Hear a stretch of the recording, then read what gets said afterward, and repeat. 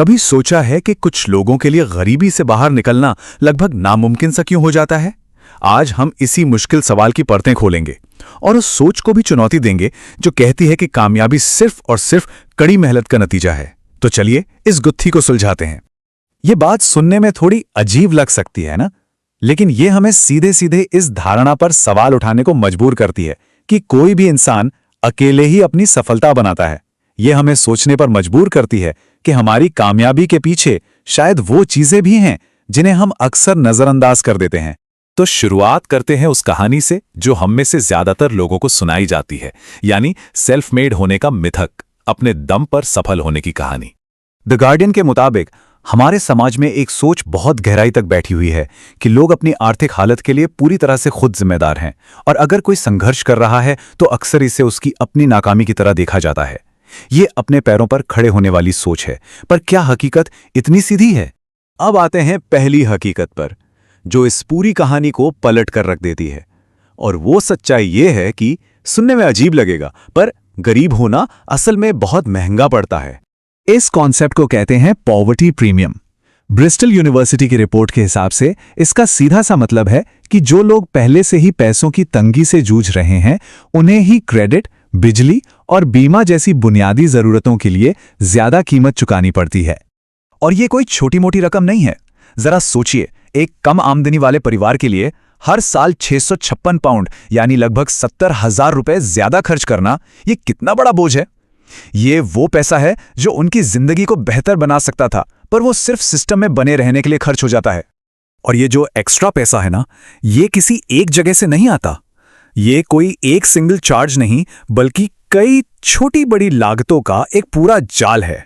इसका एक बहुत ही आम उदाहरण है बैंक फीस। अब ये आंकड़ा देखिए, ये तो दिमाग हिला देगा। ब्रुकिंग्स इंस्टीट्यूशन का अनुमान है कि बैंक और दूसरे वित्तीय संस्थान हर साल सिर्फ ओवरड्राफ्ट फीस से लगभग 30 अरब डॉलर कमाते हैं, और ये पैसा उन लोगों से आता है जिनके अकाउंट में पैसे खत्म हो जाते हैं। और ये सिर्फ नंबरों की बात नहीं है, असलियत तो और भी चौंकाने वाली है। एक बैंक के सीईओ ने तो अपनी नाव का नाम ही ओवरड्राफ्ट रख लिया था।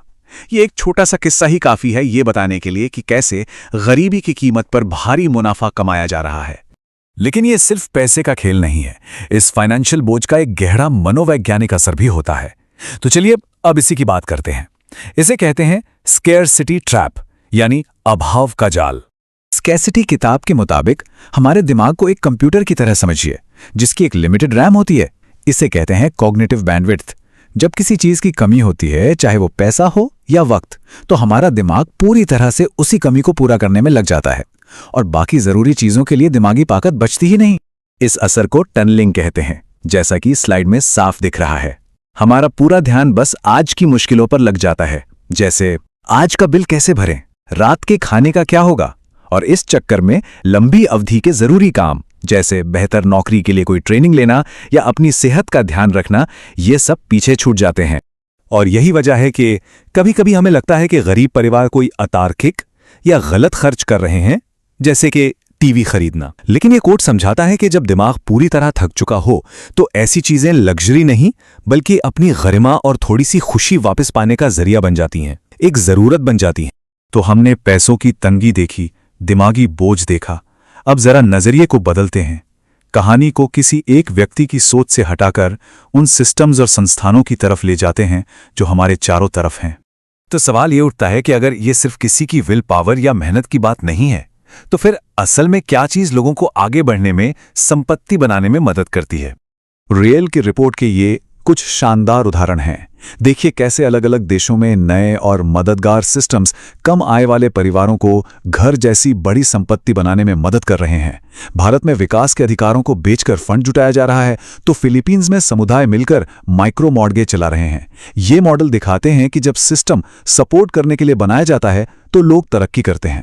और ये बात सिर्फ घर खरीदने तक ही सीमित नहीं है। वॉशिंगटन यूनिवर्सिटी की ये रिसर्च इस बात पर जोर देती है कि बचत को बढ़ावा देने के लिए किसी के अनुशासन पर निर्भर रहने से कहीं ज्यादा असरदार हैं सही सिस्टम बनाना, जैसे सही जानकारी देना, जमा पर मैचिंग ग्रांट जैसे प्रोत्साहन देना, या फिर ऑटोमेटिक डिपॉजिट की सुविधा देना। ये छोटी छोटी चीजें लोगों को सफल होने में बहुत मदद करती हैं। तो इन सब बातों का निचोड़ क्या है? आखिर में हम कहाँ पहुंचते हैं? ये हमें वापस उसी शुरुआती कहानी पर लाता है और एक नए नजरिए की मांग करता है। द गार्डियन का ये कोट बहुत अच्छी तरह से सब कुछ समेटता है कि सफलता की एक और कहानी हो सकती है, एक बेहतर कहानी जो किसी एक अकेले इंसान के संघर्ष की नहीं है, बल्कि एक ऐसे समाज की है जो एक दूसरे का साथ देता है। और मैं आपको इसी एक सवाल के साथ छोड़ना चाहूंगा। जरा सोचिए, क्या होता अगर हमारे सारे सिस्टम्स, हमारी सारी नीतियां आत्मनिर्भरता की बजाय आपसी सहयोग को बढ़ावा देने के लिए बनाई गई होती? तब हमारी दुनिया कैसी होती?